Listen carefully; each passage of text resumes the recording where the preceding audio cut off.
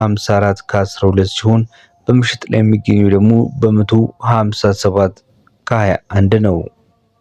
ፓውንድ ስተርሊንግን ስንመለከት በ204 ከ73 ገዝቶ በ208 ከ81 ይሸጣል።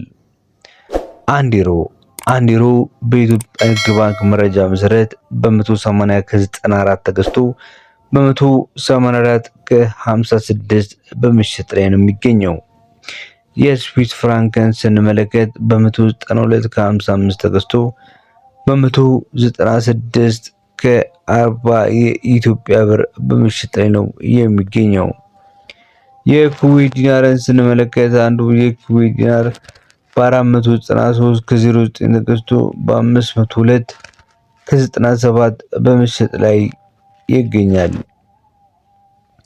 ቀጥለን የምንመለከተው የኩዌት ዲናር ነው የሚሆነው። የኩዌት ዲናር በ493 ከ09 ተገዝቶ በ502 ከ93 እየተሸጠ እንደሚገኝ መረጃችን ያመለክታል።